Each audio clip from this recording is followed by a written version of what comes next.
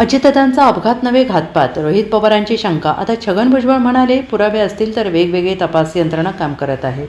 माजी उपमुख्यमंत्री अजित पवार यांचा 28 जानेवारी रोजी झालेला विमान अपघात हा वैमानिकाचा वापर करून घडवून आणलेला घातपात असू शकतो, अशी आशंका राष्ट्रवादी काँग्रेस शरदचंद्र पवार पक्षाचे आमदार रोहित पवार यांनी बुधवारी पत्रकार परिषदेत व्यक्त केली. अजित पवारांच्या विमान अपघात प्रकरणी तज्ज्ञ समिती नेमून सखोल चौकशी करावी, तसेच या प्रकरणाची फौजदारी तपासणी करण्यात यावी अशी मागणी त्यांनी केली आहे.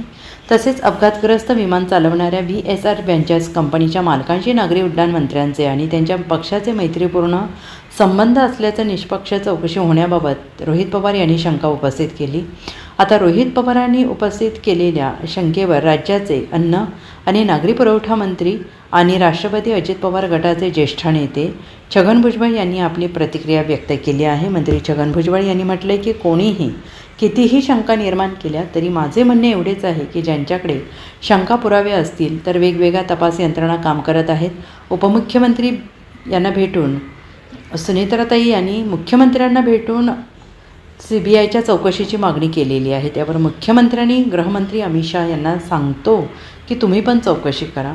ज्यांच्याकडे जी काही माहिती असेल त्यांनी तपास यंत्रणा माहिती दिली पाहिजे. त्याच्यामध्ये चौकशी करून किती तथ्य आहे ते समजेल, अशी प्रतिक्रिया त्यांनी दिली आहे.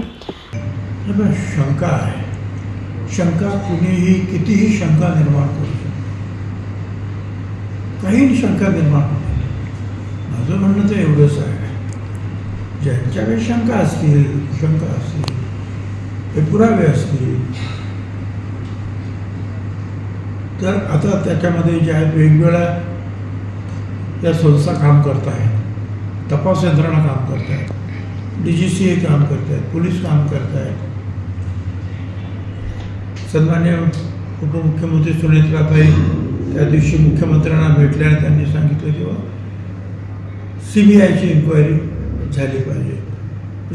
ताबडतोब CM म्हणाले मी अमित शाह यांना बोलतो, गृहमंत्री देशाचे, आणि त्यांना सांगतो की ठीक आहे तुम्ही ही चौकशी करा.